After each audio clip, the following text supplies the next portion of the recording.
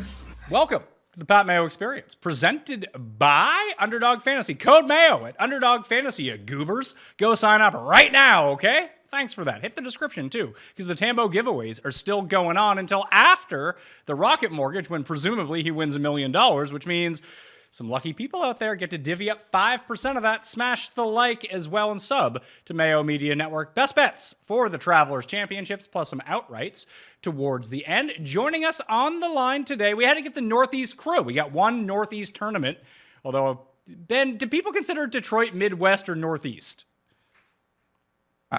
I mean, maybe that's me. I consider it Midwest. Like, I cut it off Pennsylvania, but maybe that's just me. Vincenzi, you teach. Is it Midwest or is it Northeast? Definitely Midwest. It's not in the Northeast. Yeah. So that'd be more of my take, although I don't really even think it's in the Midwest. But in Canada, people refer to Toronto as East, although Detroit and Toronto are like 3 hours from each other. It's really bizarre. That's suspicious. Yeah, it's weird stuff. Anyway, Travelers Championship is Cromwell, Connecticut. Matt, you're going to be there this weekend? Yes. Friday and Saturday. Luckily, I'm going to be inside. And Friday is like a Mohegan Sun Club. Saturday, the DraftKings suite. I'm not going to be walking around in 9.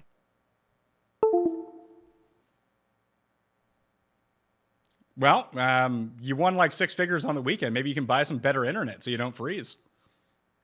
Am I freezing over here? You froze halfway through that when you said you weren't going to walk around in the sun and you're going to go to the Mohegan Sun. Yeah, that's right.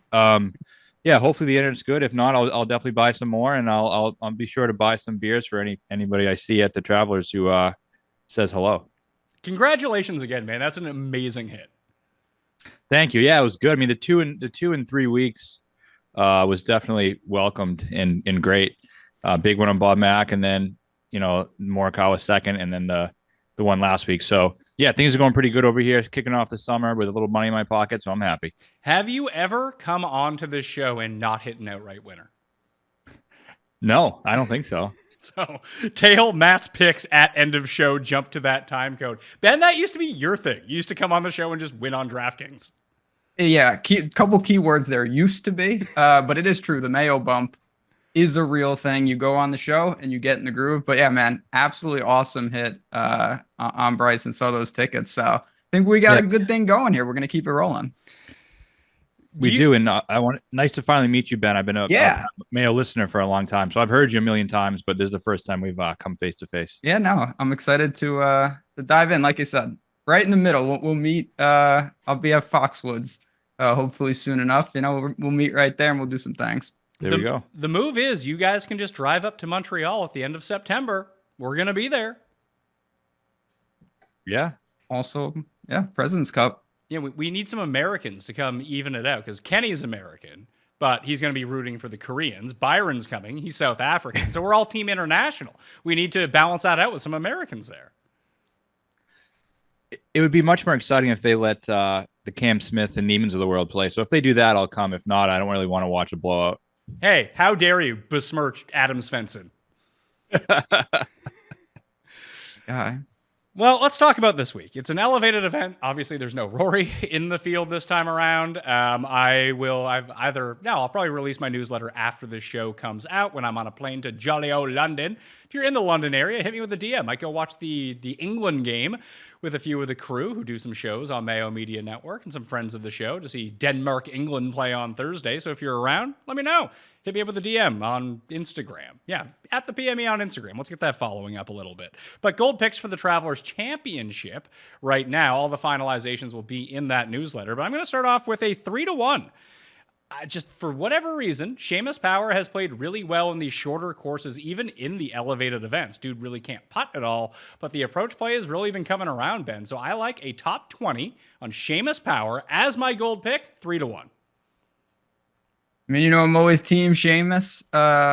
Obviously, a guy you mentioned, the layout, distance, not a big deal at Travelers. You got the tough field, but not that many people. So I get it. I'm when we get into mine, I went to some similar routines, mostly with my same old guys. But yeah, I took a look at Seamus. He's someone on DraftKings and some of the DFS sites. I have a feeling I might get overweight on. What are you doing with Seamus Power, Matt? Any love at all, or is it just like a big X through his name? I haven't really thought of him, to be honest with you, until you just mentioned it. But looking at his recent finishes, it seems like he's due for a good one because Heritage T12 cut, Wells Fargo T16 then cut, Memorial T27 then cut. So he's due for at least a top 27 given the last 6 starts. Well, if I could bet top 27, I would, but I'm only getting 3-1 on the top 20, so that's where we're going to stick. Ben Raza, gold pick. All right. So let's just get it right out of the way. Bez, enough messing winner. around. I'm going right. No, that's maybe silver. It's even worse.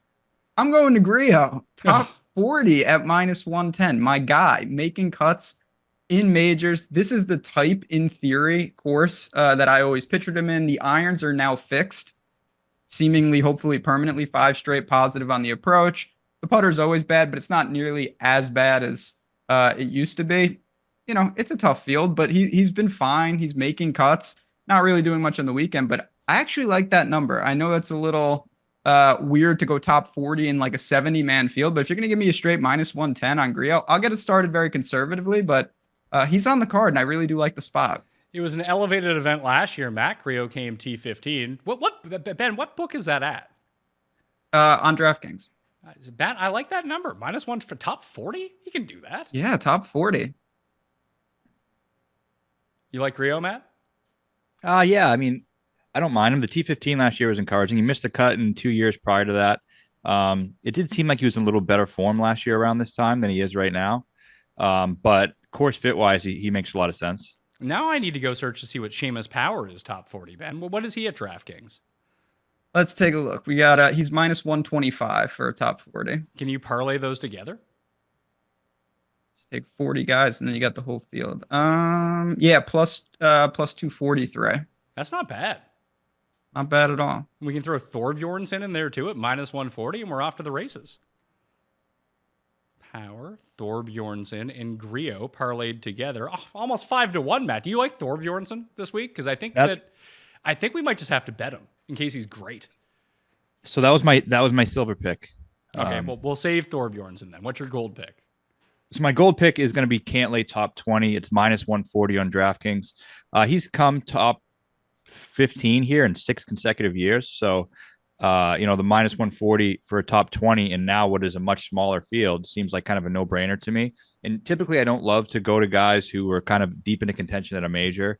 But for me, this particular situation doesn't feel like that. It feels like it was all positive for him. Like there's nothing negative that can be taken away. He didn't play poorly on Sunday, didn't blow anything, didn't make any huge mistakes. And I think he found something in his swing. He was 5th in the week for approach, gained 10 strokes tee to green. It wasn't all with the putter. So I think he found something. Now he's going back to a course where he's had incredible success at. Should have won a couple of years ago, but randomly shot like an 80 on Sunday. But this is a place he can win. I think he's going to win. But I definitely think he comes in the top 20 given his course history. I talked about this with Tambo on the DraftKings show yesterday, Ben, but it felt like Cantlay lost it for 25 holes from Saturday into Sunday, and then he just found his irons again, and then he started missing 8-foot putts. Yeah, I mean, obviously for him, if you zoom out, what a needed week. I mean, he's been absolutely awful.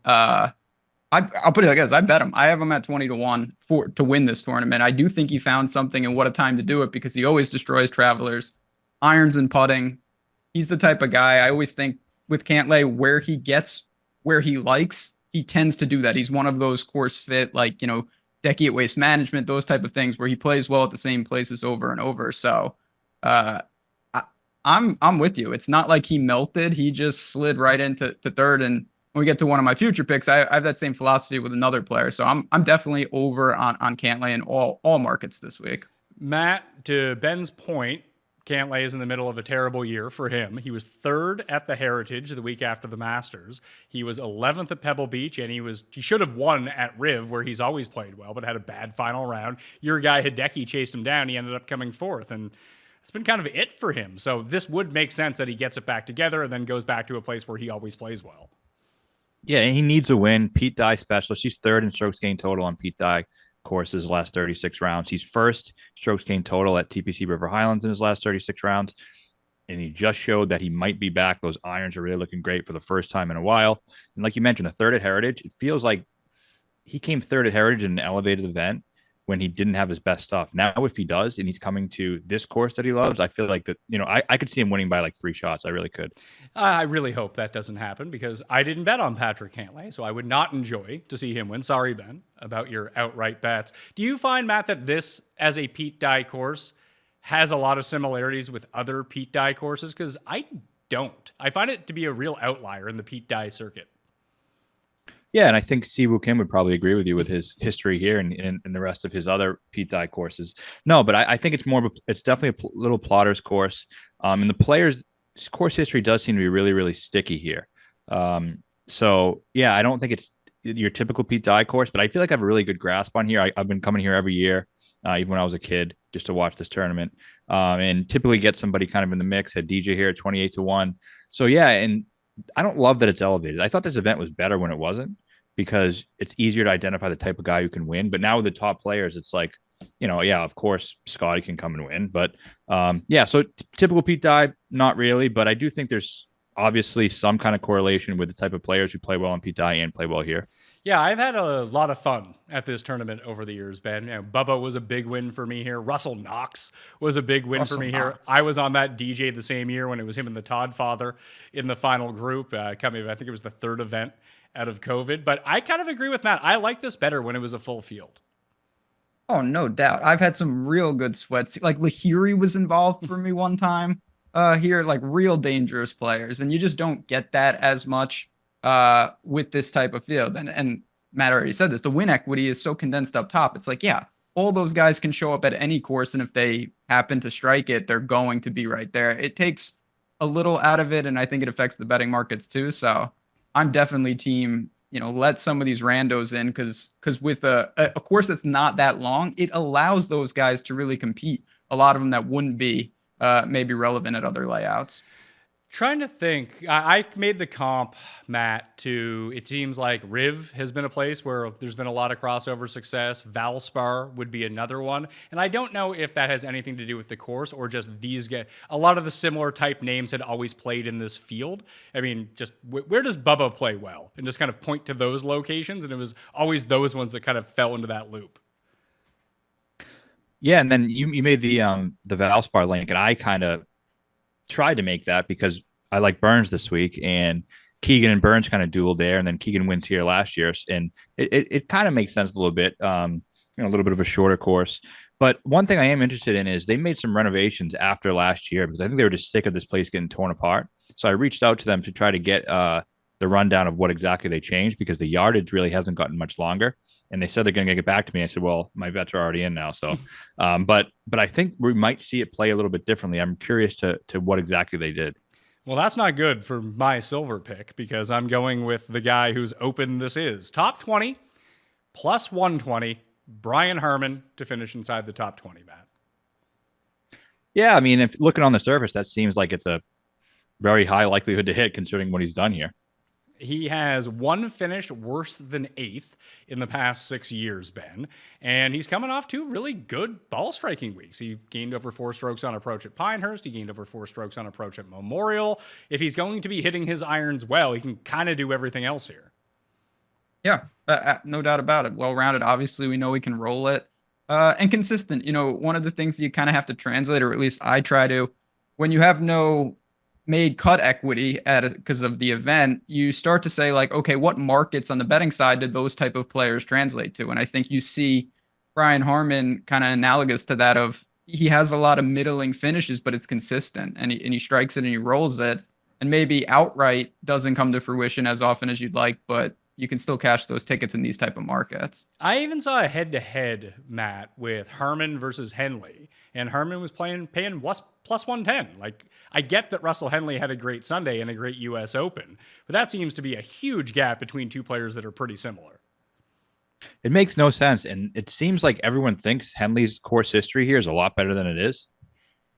Like, I keep seeing people say Henley's great at this course. Then you look at his finishes. He has a couple decent ones, but he's not consistent the way Harman is. So I would definitely bet Harman in that matchup. Yeah, it just seemed like you're getting cents on the dollar with what's probably a coin flip. If nothing else, I would have had, if it was me doing the lines, we're not taking VIG, I would have, I don't know, Harman is like a 55% favorite in that head-to-head, Ben?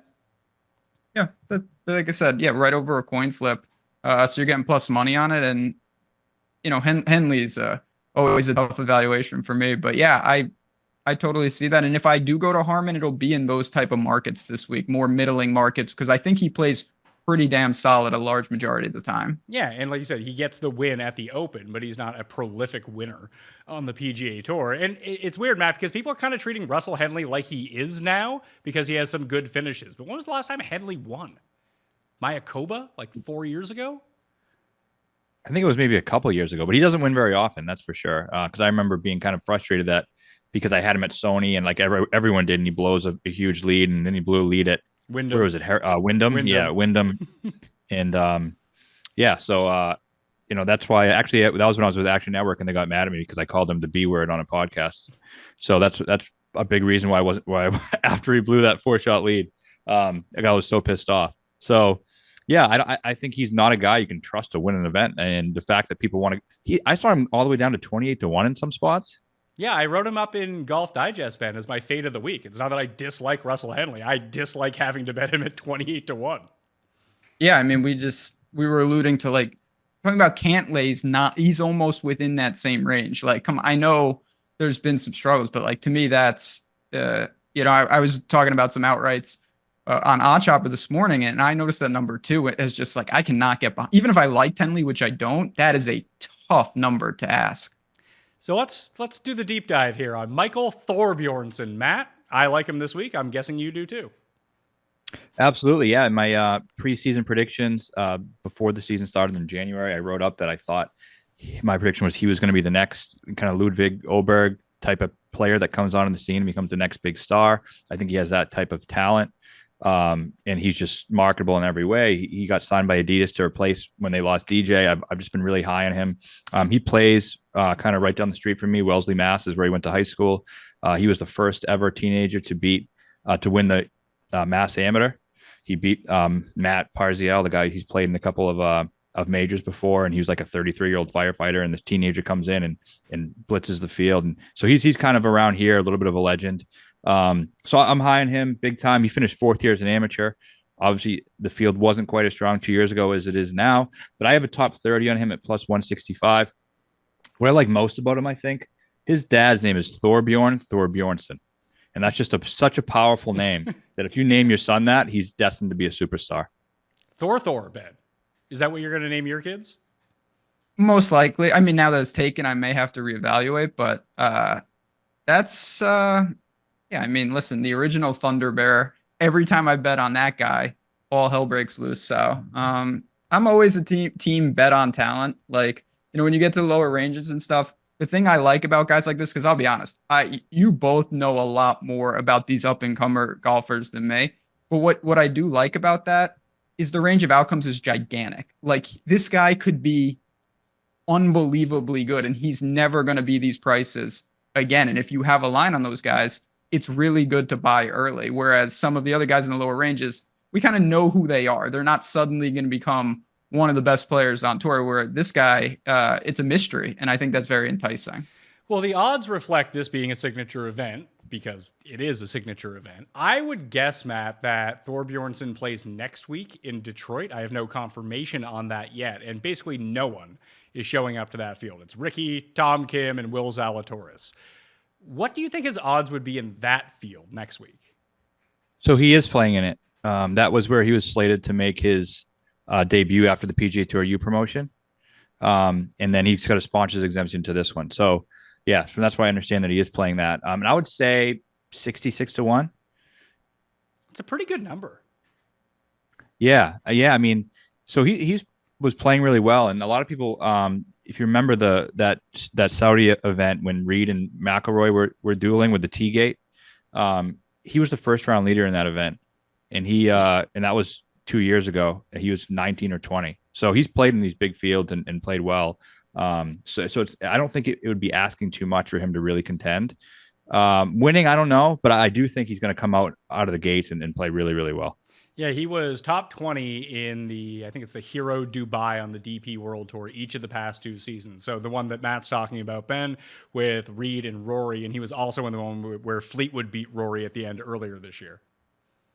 Yeah, I mean, I do like that he's got some experience playing against this level. And definitely it'll be very telling with how he plays this week in terms of if he has a good showing here, his odds in Detroit are going to crater. There's no doubt about that. And if he's maybe middle of the pack here, we probably will get some interesting angles on a much weaker field next week. Well, I thought it was kind of interesting because this is kind of the time. I mean, this is exactly the time that we saw Ludwig turn pro a year ago. I think he did it at the Canadian Open. But within 3 weeks, Ben, his odds were down to what, 40 to 1, 30 to 1 for the John Deere Classic?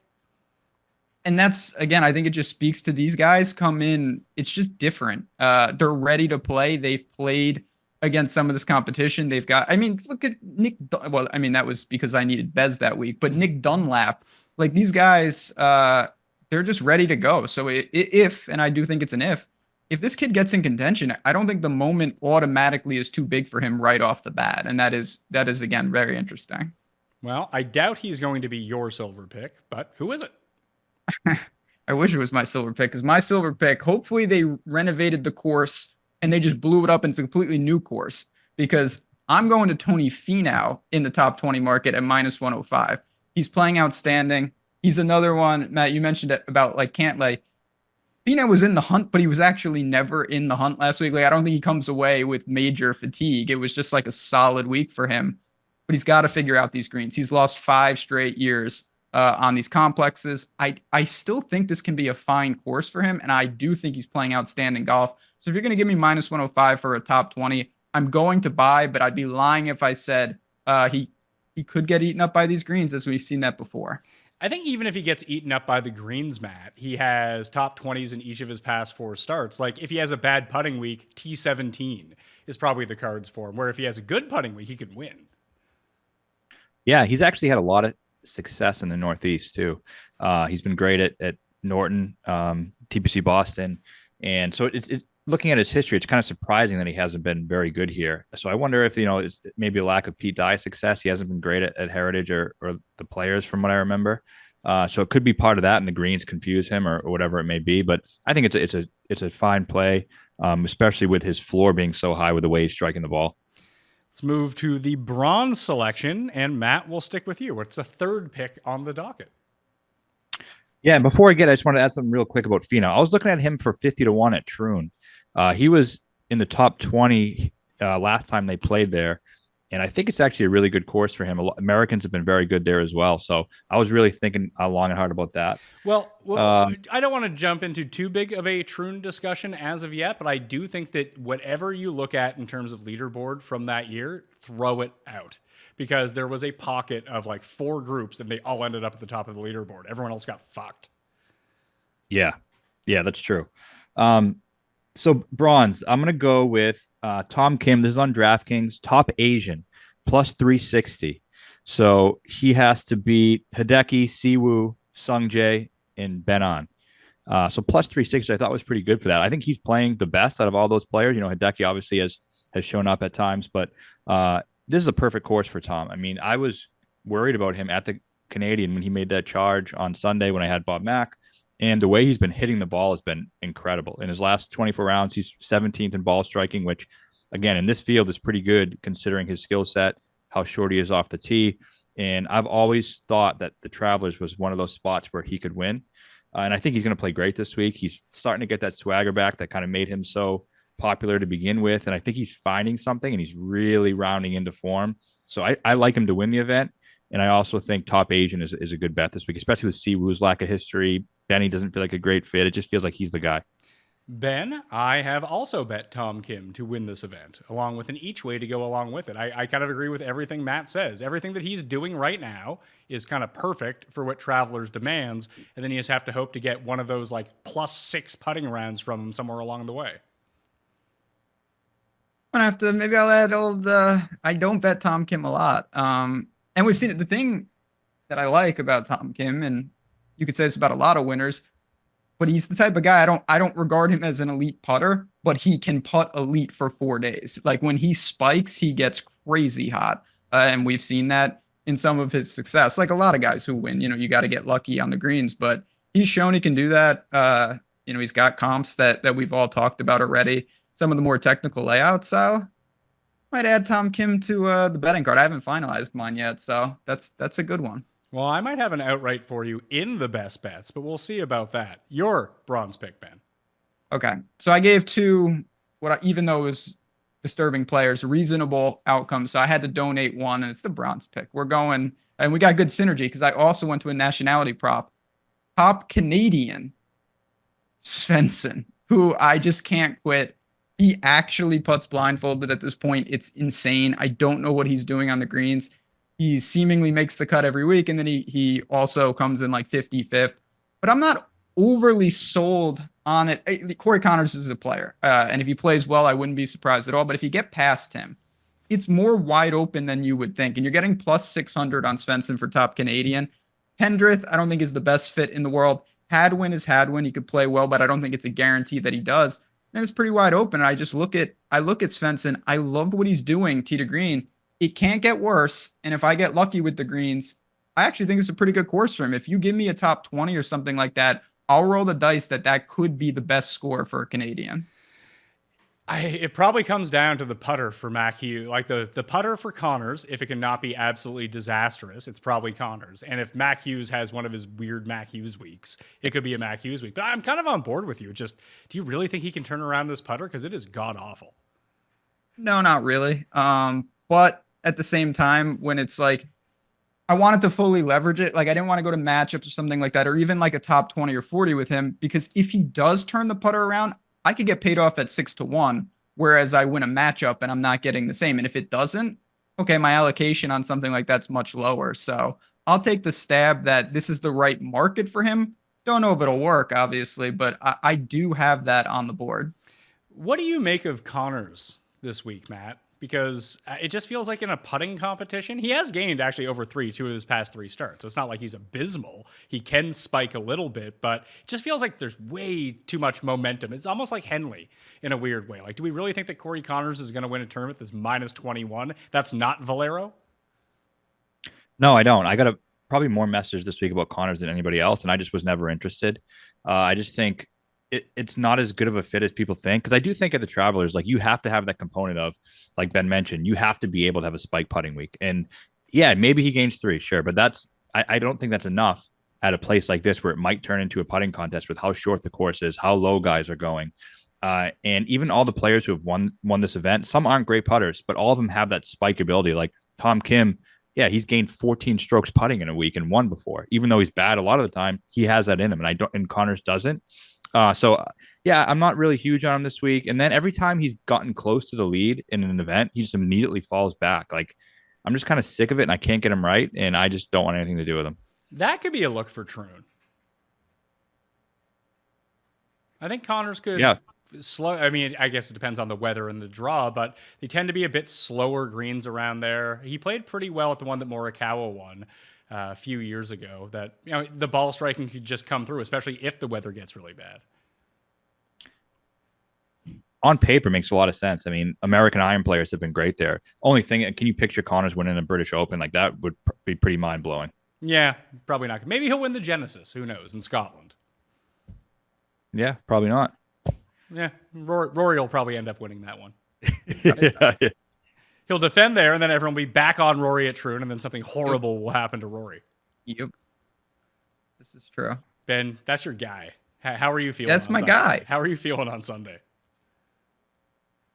So, yeah, I mean, I was all ready because, ironically, I was on A-Bear. So, like, I was, my chances melted, and then so I just was rooting. But honestly, yeah, I don't know.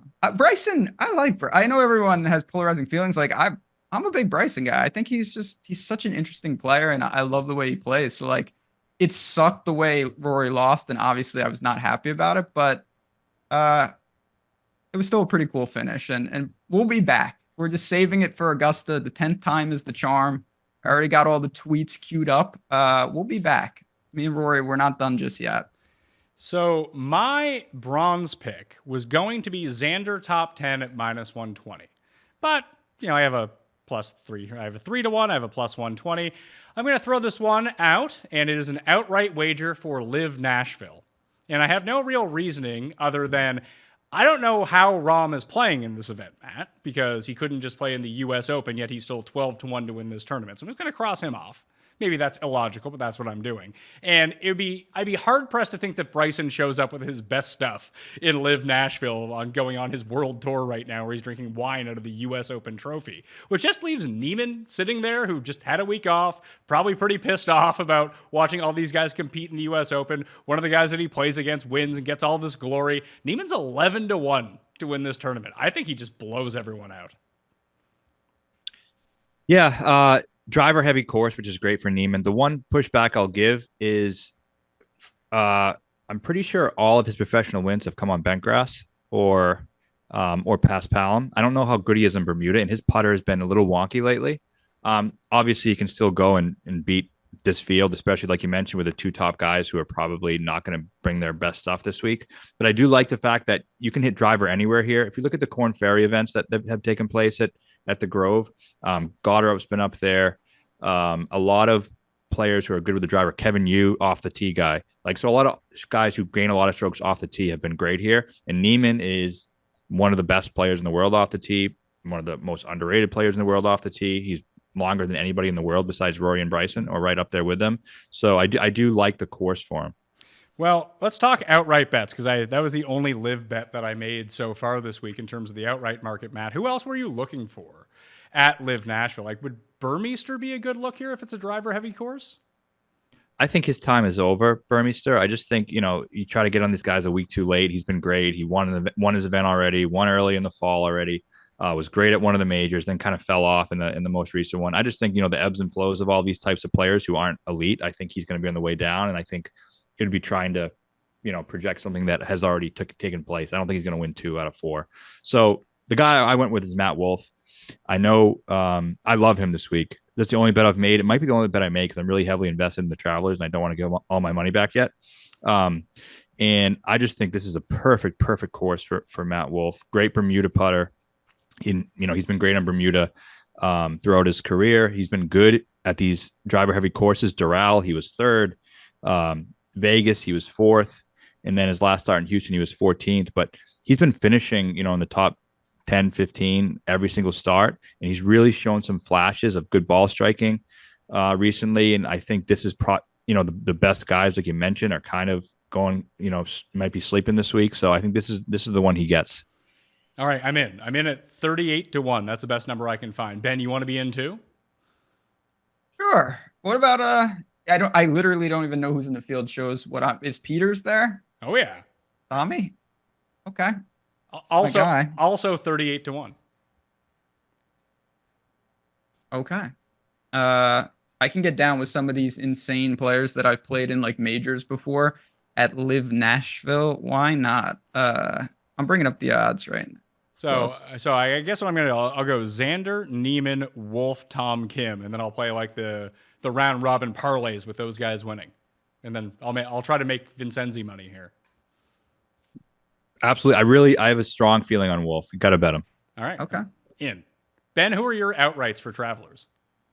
Yeah, so for Travelers, I have Cantlay locked. Obviously, I have Bez. That's what I do at 9D. I do have a little on Finau, and the guy I wanted to ask, because, at this point, I have no credibility left with him. Is there any world where Justin Thomas plays anything besides god-awful golf? I played him on DraftKings, Matt. I thought that was the better avenue for him. There is a world. Yeah, there's a world. I'm kind of over him a little bit, but would it shock me if he came out here and played really well? No, not at all. He's still gaining strokes on approach, with the exception of the U.S. Open, where he was absolutely horrific, but you got to think that's probably an outlier. Heritage, Pete Dye, shorter course. He was T5 earlier this year. Yeah, I think there's a world where it happens. I don't want to be a part of it, but he definitely could. So for my outrights, I took Xander. I used my profit boost of 30% to get him up to 10.5-1 from 7-1.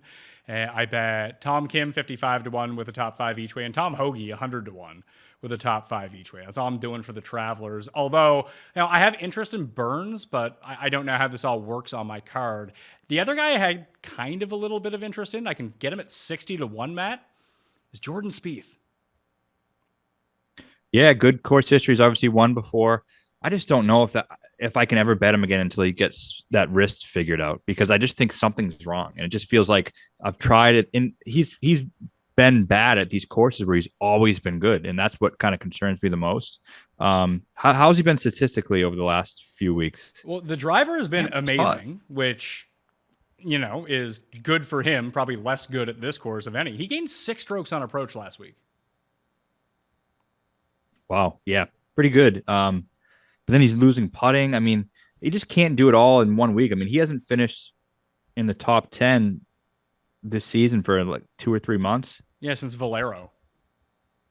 Yeah, I just think he just can't put it all together. Would not be shocking though, especially the way he's hitting the ball off the tee. I think that's really important. Keeping control of the golf ball, shorter course. The approach obviously is a great sign. Yeah, I don't mind it. I got to see how big of a number I can get. And it might be just a Justin Thomas thing where I just pair those guys together on DraftKings and go from there and try to figure out the rest. Because I like Vic too, but I'm just not going to get down. If I already have Xander, I'm not going to go back to Victor at the top of the board just because I prefer Xander more. Who did you bet outright besides Tom Kim? So I have a little 5-man card this week. I got Cantlay 25-1 right on Monday morning. I was waking up expecting to see an 18. I don't know why it was 25. I thought that was great. So him at 25, and then I got Burns and Tagala at Burns was 35 on DraftKings. Tagala was 45. I just think people kind of were looking to bet him at the courses where they really shouldn't have. And now this is the spot where you really should. Finish runner up here a couple of years ago. Could have won if he didn't double bogey 18 when he got caught in that bunker. So I think it's a good course for him. He's still striking the ball great, and he's been in the top 10 in almost every single elevated event this year, with the exception of one. So he's played these events really, really well, and it could turn to a putting contest. Great putter. And then I got my pair of South Koreans at the back, both at 66 on Bet Rivers early in the week, Sung Jae and Tom Kim. And Sung Jae, same thing as Tom. I mean, they really play well the exact same courses. And prior to the U.S. Open, which who thought he was going to play well in the U.S. Open, he had 5 straight finishes in the top 12, including at Wells Fargo. So I think he's starting to figure it out, and I don't think one bad week should be a reason to feel like he isn't. And this is a perfect course for him too, so we'll see.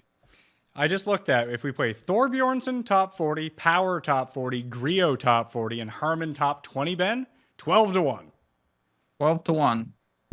I'm in. 4 times Scheffler's odds to win it. Easy game. I mean, what's more likely? Scheffler wins or that happens? Probably Scheffler, right? Yeah. I hope Scheffler. That's the thing. I mean, well, not last week, but for months now, it's like you do all this work, you find everything, and then just Scheffler wins, and it's all in the dumpster. But they told me that last week too, so we'll see. That's true. That's right. He doesn't always win, and it's hard to win golf tournaments, confirmed. So, Matt, where can everyone find your content this week? Matt Vincenzi PGA on Twitter, and Lost for Word shows with Tom Jacobs. And yeah, that's about it. Ben, oddshopper.com.